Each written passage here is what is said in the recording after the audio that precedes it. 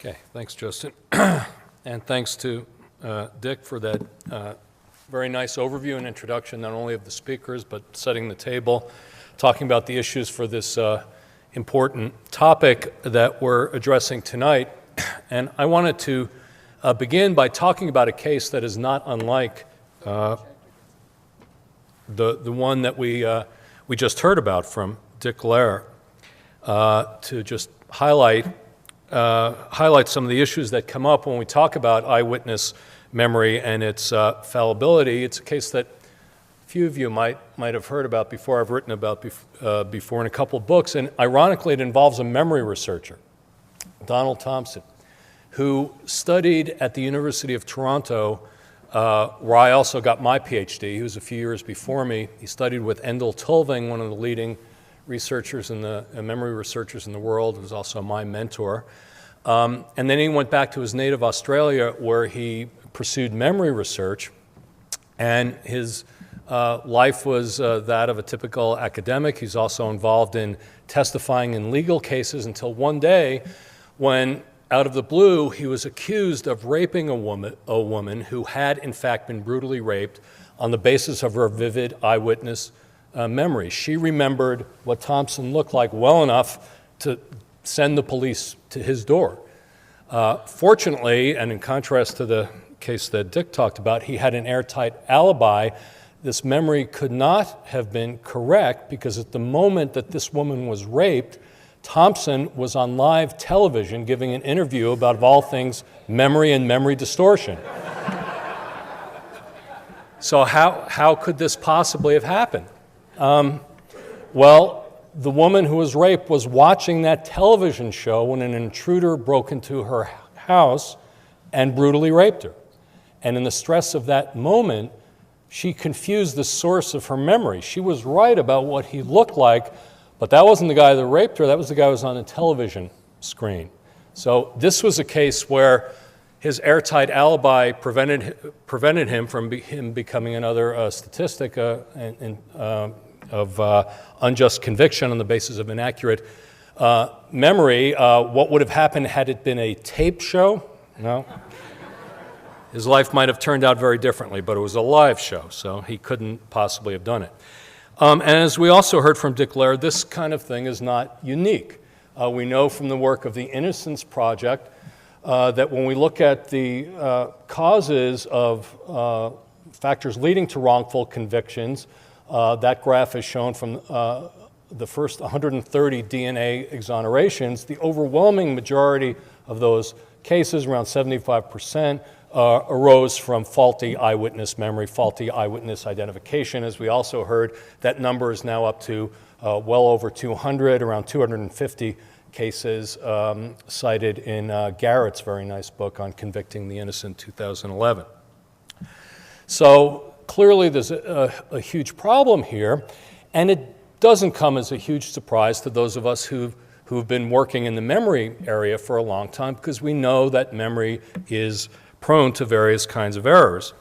I wrote a book on this topic a little over 10 years ago called The 7 Sins of Memory, where I talked about 7 different kinds of memory mistakes or memory errors that are just part of the normal function of memory. We're not talking about damaged brains or anything like that here. These are things that we're all subject to. The first 3 involve different kinds of forgetting. The next 3, misattribution, suggestibility, and bias, all involve different kinds of memory distortion when memory is present but wrong. The final one refers to unwanted recollections that we can't forget, persisting memories. But when we come to eyewitness misidentification in the courtroom, it's really misattribution and suggestibility that are the key players. The Thompson case we just talked about was a classic case of misattribution. The woman was right about some aspect of her memory, but misattributed to the wrong source. And we've got decades now worth of experimental research in psychology labs that have explored various kinds of this misattribution phenomenon. We'll talk about a little bit about that in a minute. Suggestibility involves misattribution, but also involves misleading information that results in implanted memories. the kind of thing that can easily occur, we know, in eyewitness, can taint eyewitness memory when investigators, police, or others suggest to a witness things based on what they suspect to have happened in a case. So memory researchers are certainly well aware of all this inaccuracy that is often involved in memory. How does that translate into the courtroom? Well, as Dickler noted, there has been a gulf. But there's also been some recent encouraging signs that some of this work is starting to get through. And of all places, it comes from New Jersey, one of these encouraging signs. This is a opinion piece written in the New York Times in 2011 on the publication of a decision in the New Jersey Supreme Court regarding a case, State versus Henderson, that involved apparently some suggestive questioning by police that appeared to taint eyewitness identification of Henderson, who was in jail, and the case is still under appeal. But in looking at the evidence, it was decided in this New Jersey Supreme Court decision that the time had come that we need to incorporate some of the science now behind memory distortion and eyewitness misidentification, and that the court needed to do something about this. So over the course of the next year, the state of New Jersey worked on a new set of instructions for jurors, which were made public this past summer. It was written up also in the Times, but I'm going to a New Jersey newspaper here. Stuart Rabner was the Chief Justice who made this, reported the instructions, was involved in coming up with them, and they went into effect after Labor Day 2012. So in the state of New Jersey, these new juror instructions are in operation. Well, why am I painting this as a good thing? Well, the instructions tell the jurors some of the things that we've learned from the psychology of memory and misidentification. For example, this is a direct quote from the instructions. Jurors now in the state of New Jersey, when eyewitness evidence is at issue, will be told human memory is not foolproof. Research has revealed that human memory is not like a video recording that a witness need only to replay to remember what happened. Memory is far more complex. Eyewitness identification must be scrutinized carefully. Those are words that resonate with memory researchers who have been saying this sort of thing for many years. The instructions go beyond that in that they provide kind of in a step-by-step basis information, again, based on decades worth of research that provides specific guidance about ways in which memory can go wrong. So, for example, even under the best viewing conditions, high levels of stress can reduce an eyewitness's ability to recall and make an accurate identification. A very important point concerns the fact that confidence is not necessarily a reliable indicator of accuracy. So now these jurors will be told that a witness's level of confidence standing alone may not be an indication of the reliability of the identification, although some research has found that highly confident witnesses, that should say, are more likely to make accurate identifications. Eyewitness confidence is generally an unreliable indicator of accuracy. Again, memory researchers would applaud such a statement based on the research. Another example, you should consider that in ordinary human experience, people may have greater difficulty in accurately identifying members of a different race, and there's a lot of work out there in psychology on the cross-race effect. So all of this we think, in the memory community is a good thing and a step forward. Now, the research that was cited in this decision and is incorporated into the instructions is based primarily from cognitive psychology, and that's one of the areas that I work in, and I'm convinced that the evidence is very powerful. But we're here tonight to talk about the relationship of neuroscience of memory to the courtroom, and it's interesting and striking to a memory researcher who works both in cognitive psychology and in neuroscience that there's no mention of neuroscience-based research on memory in the brain in the New Jersey decision. You wouldn't even know that there's a field of neuroscience of memory out there, and you can understand why that may be so, because in the courts, of course, we're concerned with the behavioral output of memory, not necessarily with the underlying neural mechanisms. But an interesting question, and it's the one I'll address in my remaining time, is what, if anything, could cognitive neuroscience contribute to addressing memory in the courtroom? The cognitive neuroscience of memory, nowadays using neuroimaging, incorporating neuropsychology and other techniques, is a thriving enterprise. Does it have anything to say to the courtroom above and beyond the lessons that have been nicely incorporated by New Jersey from cognitive psychology?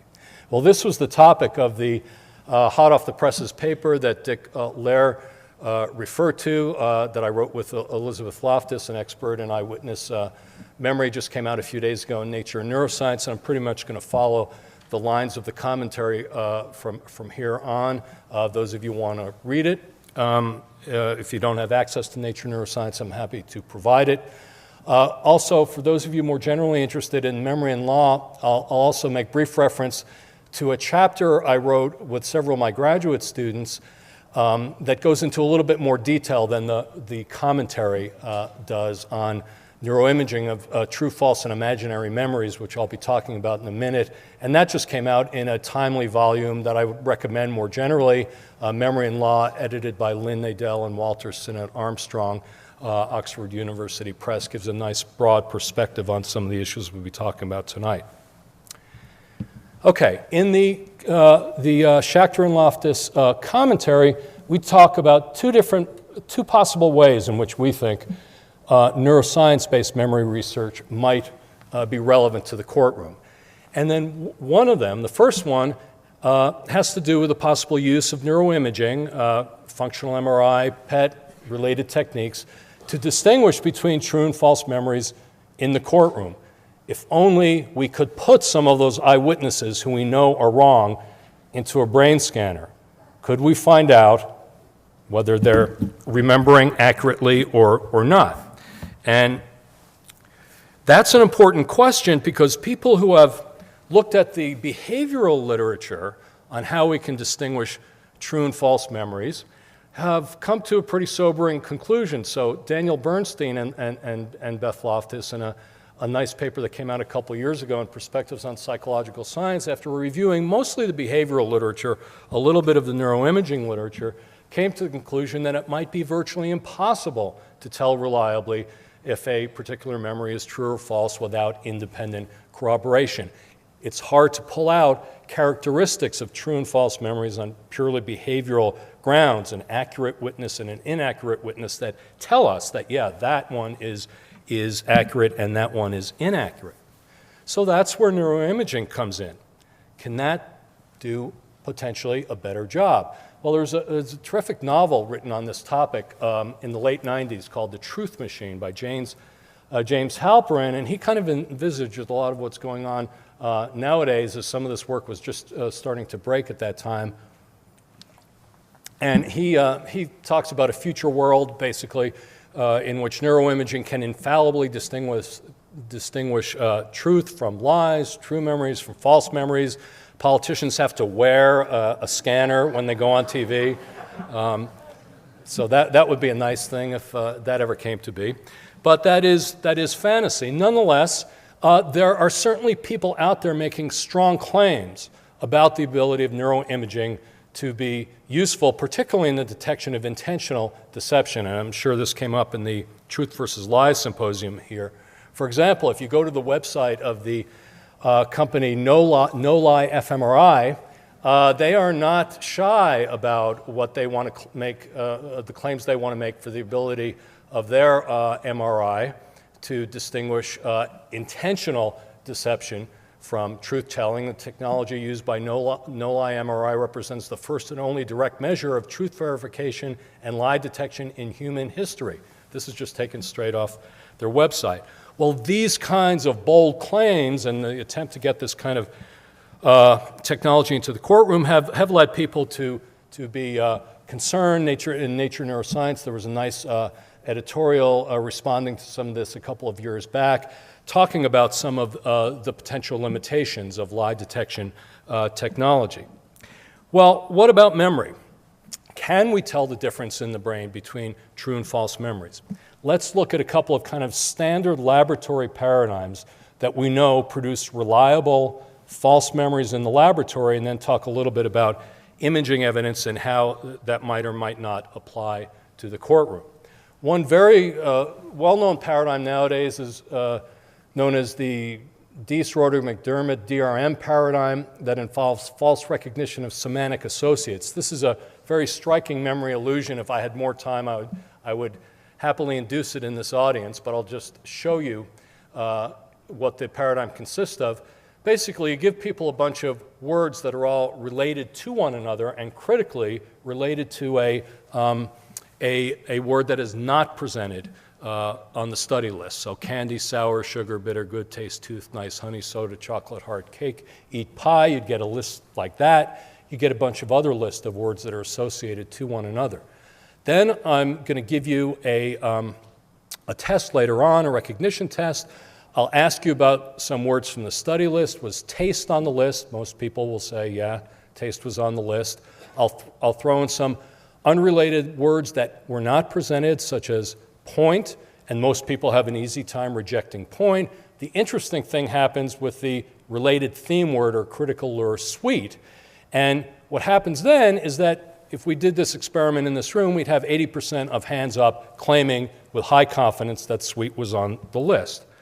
These are just some illustrative data from an old experiment that my graduate student Ken Norman and I did a number of years ago, showing that younger college students and older adults in their 70s and 80s both have about close to an 80% hit rate for words that really were on the list, but as you can see, they are responding yes or old just as often to those critical lure words. They claim with very high confidence, they'll swear up and down, sweet was on the list. Well, we put people in a PET scanner a number of years ago, back in the mid-90s, after they had been exposed to a bunch of these lists, and we asked the question, what's going on in the brain when people have a true memory, remember accurately that taste was there, and when they have a false memory, because we know we're going to get that 80% of the time, and they mistakenly claim that sweet was there. Well, one striking thing was that many parts of the brain responded similarly during true and false recognition, including the hippocampus, a part of the brain that we know is very important for memory.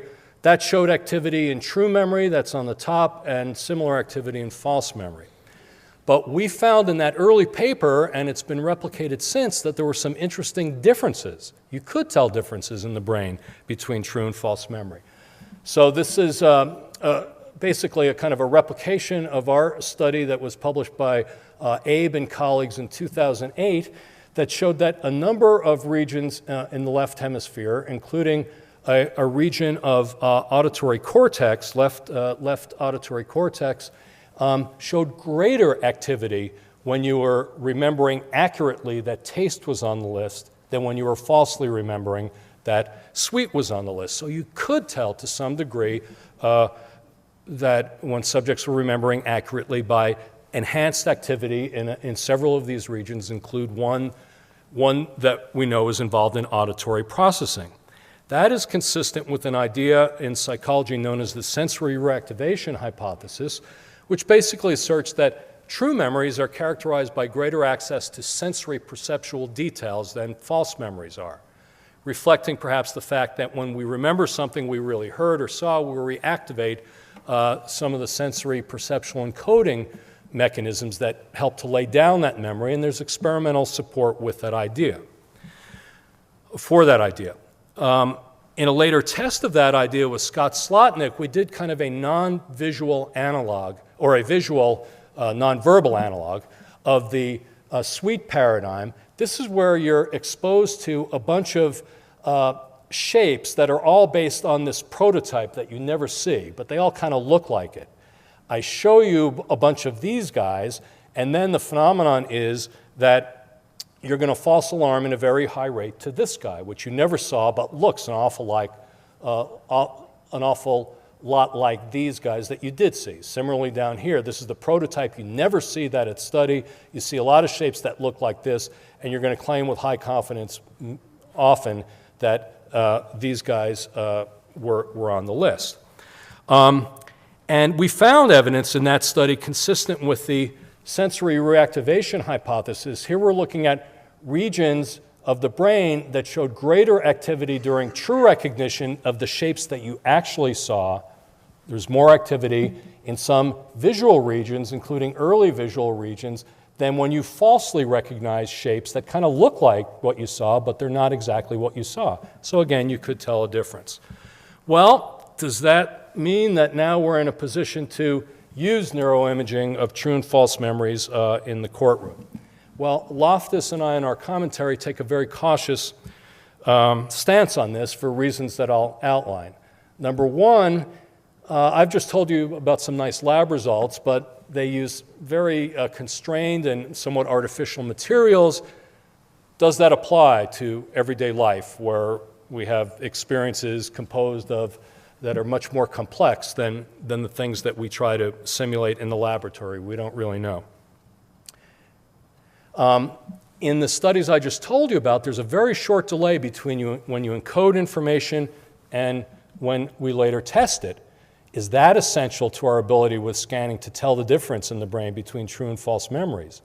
We don't know. There actually have not been any imaging studies conducted over a long delay, but in the courtroom, in legal cases, if you're going to scan somebody, it's most likely not going to be 10 minutes after they've experienced something. It's going to be at a much longer time. In the case of an eyewitness, you're not getting them 10 minutes after they've seen somebody or claim to have seen somebody. You're getting them after a much longer delay. Can we even make the distinction in the brain over the long delays that apply in the courtroom? We don't know the answer to that. It hasn't been done. The target populations differ. Our lab studies are typically done with college undergraduates, with undergraduate subjects, but of course we have a much more diverse population that is encountered in the courtroom. We don't know whether these techniques will work in those other across various dimensions that are relevant to differentiating university students from people who show up in the courtroom. Critically important is the whole idea of averaging. What I showed you are brain images that are averaged typically across 20 or 30 subjects, but can we do that in an individual case? And we're averaging across many items. We typically have, it's always a challenge in imaging studies to have a high enough signal-to-noise ratio, and so we use many subjects and many items, but in the real world we need one subject, one item. It's quite a different situation.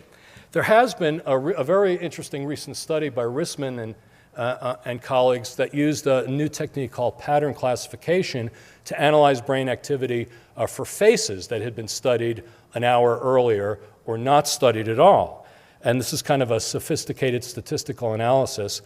And the classifier they use, based on distributed patterns of brain activity, was able to determine reliably whether an individual participant subjectively experienced a face as old or not.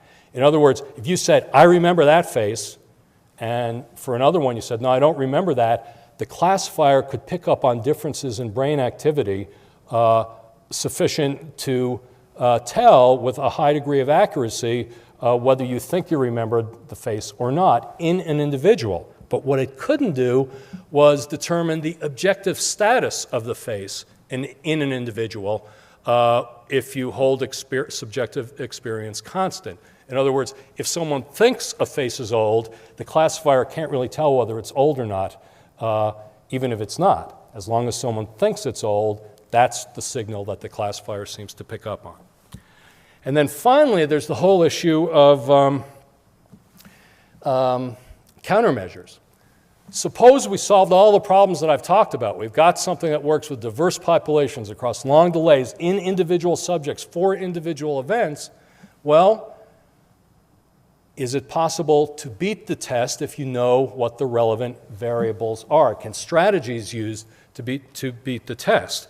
That has become a hot issue in lie detection. Giorgio Ganis, formerly of our department, and his colleagues in a nice paper in 2011 were able to show that they could distinguish intentional deception from truth-telling in individuals on the basis of activity in several regions of the prefrontal cortex that become more active when you lie because you're invoking executive control and the like. They could do this in individuals, but classification accuracy went down dramatically if you instruct participants in how to sort of get around the test or things you can do to reduce your frontal lobe activation. Basically, then they couldn't do it anymore. So that's a big issue in the memory area. It hasn't been looked at in neuroimaging of true versus false memories, but it did come to light after the publication of an interesting behavioral paper in Psychological Science a couple of years ago that claimed the use of a particular implicit processing technique could allow the investigators to distinguish real autobiographical memories from made-up memories in individual participants. Looked very impressive. Perhaps there's some legal application here, but within a year, there was another paper showing basically that, or claiming that you could get around this memory lie detector if you just knew a couple of critical strategies, if you know what to do. So presumably an informed lawyer might be able to tell a defendant what to do in order to beat the test. So that's another big problem that hasn't yet been confronted or solved in the memory arena. So for possibility number one, it's an exciting possibility. The field will progress, we'll get better technologies, more sophisticated designs, but in our opinion at least, no, not yet. It's not really applicable to the courtroom. The second possibility that Loftus and I discuss in our commentary is that even if we can't come into the courtroom with neuroimaging and clear up whether a memory is true or false, cognitive neuroscience can provide potentially jurors and other participants in the legal system with information about neural mechanisms of memory, errors, and distortion that can broaden their understanding of why it is, in the words of the New Jersey Supreme Court, that memory is not at all like a video recording. We know some of this from cognitive psychology, but the cognitive neuroscience here can help to tell us more about why this is so in a way that I think can be useful to the system, potentially to jurors. So for example, we talked about gist-based false recognition. That's when you falsely recognize sweet or you falsely recognize a shape that looks like shapes you've seen before. I alluded to the fact that many brain regions are similarly active during true and false recognition. Here's an example of that from the Slotnick and Schacter paper. This is the one where we looked at memory for abstract shapes.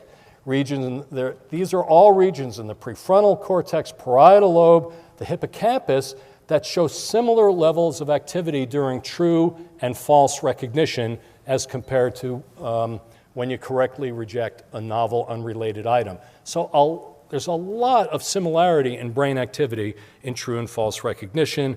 The same was true in some visual regions, and the same was true in the DRM paradigm. So this could perhaps help jurors to understand one reason why these inaccurate memories can seem so subjectively compelling. They engage a lot of the same brain regions, a lot of the same brain machinery. The differences are very subtle. Second point concerns application to confusions between memory and imagination, which are a common cause of false memory. We know, for example, that the more one imagines carrying out an action, the more likely you are to later believe that you actually did it. It's called imagination inflation. There are lots of studies on that. Imagining something that might have happened also increases confidence that one has experienced an event that we know could never have occurred. For example, there's an interesting study, I'm not going to be able to walk you through it in detail, by Mazzoni and Menon, published a few years ago, where students were supposed to rate the likelihood, these are students in the UK, that various events happened to them before the age of 6, and there were two critical events they're interested in. A common event, having a milk tooth extracted by a dentist, did that happen to you? And an impossible event, having a nurse remove a skin sample from a finger. That's just a procedure that's not done in the UK. It could not have been done. Bottom line is, when the subjects imagine these two kinds of events, their confidence that both the common event and the impossible event happen to them goes up significantly. And more so than just being exposed to information about it, it's the active imagination that's critical. Well, again, cognitive neuroscience can say something, I think, useful about why it is that memory and imagination become easily confused. We in our lab recently have done a lot of work, and others as well, where we put people in the scanner. This is taken from a review I wrote with Donna Addis and Randy Buckner a few years ago. And we asked them either to remember events that actually happened. For example, I remember taking a day trip last summer and walking on the beach, versus imagining events that might happen to them in the future. I imagined picking out a puppy at the pet shop next year. And the striking finding from many studies now using this kind of paradigm is that many of the same brain regions in a core brain network, sometimes referred to as the default network, activate very similarly when you're remembering the past and imagining the future. There's been a lot of work in this area. We put out a recent review in Neuron on this a couple of months ago if anybody's particularly interested. The relevance here, however, is that, again, we see a demonstration that remembering and imagining engage a lot of the same circuitry that could potentially help a juror or anyone involved in the legal system to understand why it is that memory and imagination can be relatively easily confused. Post-event information is a common cause of false memories. Beth Loftus has shown this in many studies. There's a well-known behavioral paradigm in which, for example, you as a subject see a sports car approach a yield sign, and you're then in the misinformation phase of the experiment. Some people are asked a series of questions about the video, including a misleading question. Did another car pass the red Datsun while it was stopped at the stop sign? Well, it wasn't stopped at a stop sign, it was stopped at a yield sign. But if you're exposed to this misinformation, later on, and if I give you a choice, what really happened, was it stop sign or yield sign? The classic Loftus phenomenon is that a lot of people will choose stop sign if they've been misled. So they go with the misinformation. If you haven't been misled, you're pretty accurate in distinguishing the two. There's been some very interesting recent neuroimaging work that has helped to elucidate the basis of this phenomenon, showing that whether you make the misinformation error or not depends a lot on the extent of the strength of encoding the misinformation.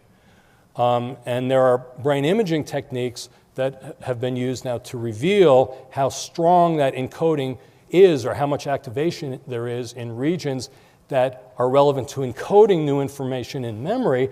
And it turns out that's highly predictive of whether you're going to get fooled or not later on. If you have strong activity in encoding related regions when you're exposed to misinformation, that predicts that you're going to make the mistake later on.